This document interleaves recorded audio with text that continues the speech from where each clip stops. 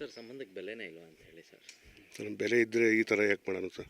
ಸದ್ಯ ಮೊಮ್ಮಗ ನಮ್ಮ ಚಿಕ್ಕಮ್ಮ ಅವರು, ಆದರೆ ನಾವೆಲ್ಲ ಕಣ್ಣಾರೆ ನೋಡಿದಾಗ ಸಂಬಂಧನೇ ಇಲ್ಲ ಸರ್.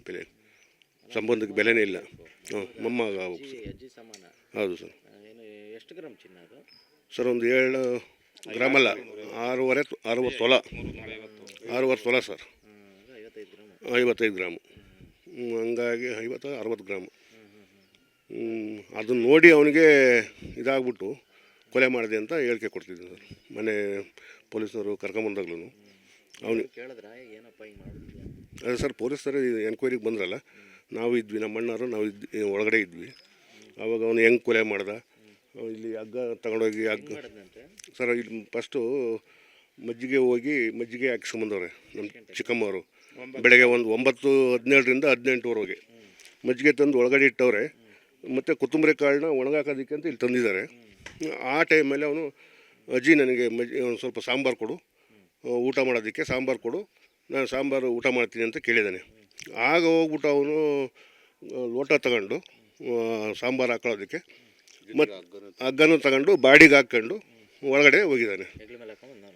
ಅಲ್ಲ ಸರ್, ಒಳಗಡೆ ಹಗ್ಗನ ಆ ಅಜ್ಜಿಗೆ ಲೋಟ ಕೊಟ್ಬಿಟ್ಟವನೆ ಸಾಂಬಾರು ಹಾಕು ಅಂತಾನೆ. ಆಗ ಸಾಂಬಾರು ಹಾಕೋಕೆ ಹೋದಾಗ ಹಿಂದ್ಗಡೆ ಹಿಂಗೆ ಬಗ್ಗಿದ್ದಾರೆ ಸರ್. ಬಗ್ಗಿದಾರಲ್ಲ, ಬಗ್ದಾಗ ಕೊರಳಿಗೆ ಹಗ್ಗ ಹಾಕ್ಬಿಟ್ಟು ಎಳೆದ್ಬಿಟ್ಟ ಟೈಟಾಗಿ. ಹಂಗಾಗಿ ತಕ್ಷಣ ಬಿದ್ದುಬಿಟ್ಟವ್ರು ಕೆಳಗಡೆಗೆ. ಹಂಗೆ ಬಕ್ಬರ್ಲೆ ಬಿದ್ದಿದ್ರಂತೆ. ಅವನೇ ಹೇಳಿದ್ದೆಲ್ಲ ಡೀಟೇಲು. ಬಕ್ಬರ್ಲೆ ಬಿದ್ದಾಗ ಮತ್ತೆ ಒಂದ್ಸರಿ ಕನ್ಫರ್ಮ್ ಮಾಡ್ಕೊಳ್ಳೋದಕ್ಕೆ ಹೊರಗಡೆ ಬಂದಿದ್ದಾನೆ. ಹೊರಗಡೆ ಬಂದು ಕನ್ಫರ್ಮ್ ಮಾಡ್ಕೊಂಡು ಮತ್ತೆ ಹೋಗಿ ಬಾಯಿಗೆಲ್ಲ ಬಟ್ಟೆ ಇಟ್ಬಿಟ್ಟು ಬಾಡಿ, ಆಮೇಲೆ ಜೀವ ಪೂರ್ತಿ ಹೋದಾಗ ಸರ ತಗೊಂಡು ಕುತ್ತಿಗೆ ಎತ್ಬಿಟ್ಟು ಸರ ತಗೊಂಡು ಆ ಮಸಗುಂಡು ಇರುತ್ತೆ ಸರ್, ಹಳ್ಳಿಯಲ್ಲಿ ಇದು ಸೊಪ್ಪು ಮಸೋದಕ್ಕೆ, ಆ ಗುಂಡಲ್ಲಿ ಮತ್ತೆ ತಲೆಗೆ ಹೊಡೆದು ಹಂಗೆ ತಲೆ ಮನಗಿಸ್ಬಿಟ್ಟು ಬಂದುಬಿಟ್ಟಿದ್ದಾನೆ. ಅದಾದಮೇಲೆ ಬೆಂಗಳೂರಿಗೆ ಹೋಗಿದ್ದಾನೆ ಸರ್ ಡೈರೆಕ್ಟು. ಒಡವೆ ತಣ್ಣಲ್ಲ, ಆ ಒಡವೆ ಇದು ಮಾಡಬೇಕಲ್ಲ ಸರ್. ಒಂದು 10ವರೆಗೆ ಬಿಟ್ಟಾನೆ ಇಲ್ಲಿ. 10-20 11 ಕಾಲಿಗೆ ಗಂಡಳ್ಳಿಗೆ ಹೋಗಿದ್ದಾನೆ. ಇಲ್ಲಿ ಒಂದು 3 ಕಿಲೋಮೀಟ್ರ್ ಆದ ಸರ್, ಮೇನ್ ರೋಡ್ ಇರೋದು ಶಿರಾಕ್ಕೆ ಹೋಗೋದಕ್ಕೆ. ಅಲ್ಲಿಗೆ ಹೋಗ್ಬಿಟ್ಟು ಅಲ್ಲಿಂದ ಬೆಂಗಳೂರಿಗೆ ಹೋಗಿದ್ದಾನೆ ಸರ್. ಸುಮಾರು ಒಂದು 4:45 3:45 ಗಂಟೆಗೆಲ್ಲ ಬೆಂಗಳೂರಿಗೆ ಹೋಗ್ಬಿಟ್ಟಾನೆ.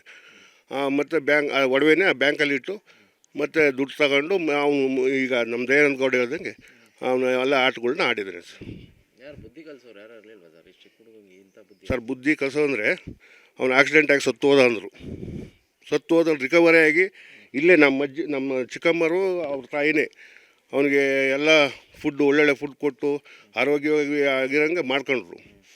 ಮನಸ್ಸು ಪರಿವರ್ತನೆ ಆಗಿದೆ, ಏನು ಪರವಾಗಿಲ್ಲ, ಇನ್ನೂ ಹುಡುಗ ಚೆನ್ನಾಗಿದ್ದಾನೆ, ಎಲ್ಲ ಕೆಟ್ಟ ಚಾಳಿನೆಲ್ಲ ಬಿಟ್ಬಿಟ್ಟಿದ್ದಾನೆ ಅನ್ನೋ ಒಂದು ಭಾವನೆಯಲ್ಲಿ ಅವರು ಇಟ್ಕೊಂಡಿದ್ರು ಸರ್.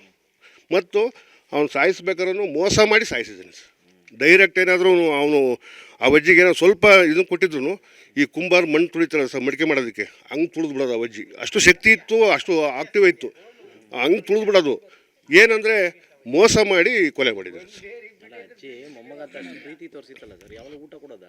ಊಟ ಕೊಡೋದು, ಟೀ ಕೊಡೋದು, ಅವ್ನು ಬಂದು ಸ್ವಲ್ಪ ಆ ಅಜ್ಜಿಗೆಲ್ಲ ಇದು ಮಾಡೋದಕ್ಕೆ ಚಾರ್ಜ್ಗೆ ಹಾಕೊಳ್ಳೋದು, ಇಲ್ಲೇ ಕೂತ್ಕೊಳ್ಳೋದು, ಇದೇ ಬಂಡೆ ಮೇಲೆ ಕೂತ್ಕೊಳ್ಳೋದು. ಯಾವಾಗಲೂ ನಾವು ಇಲ್ಲ ಬಂದಾಗ ಇಲ್ಲಿ ಏರ್ಟೆಲ್ ಹತ್ರ ನಮ್ಮದೇ ಸರ್ ಅದು, ಅಲ್ಲಿ ಬಂದಾಗ ಬಂದು ಮಾತಾಡ್ಸೋ ನಮ್ಮನ್ನು, ಚಿಕ್ಕಪ್ಪ ಚೆನ್ನಾಗಿದ್ದೀರಾ ಅಂತಾನೆ.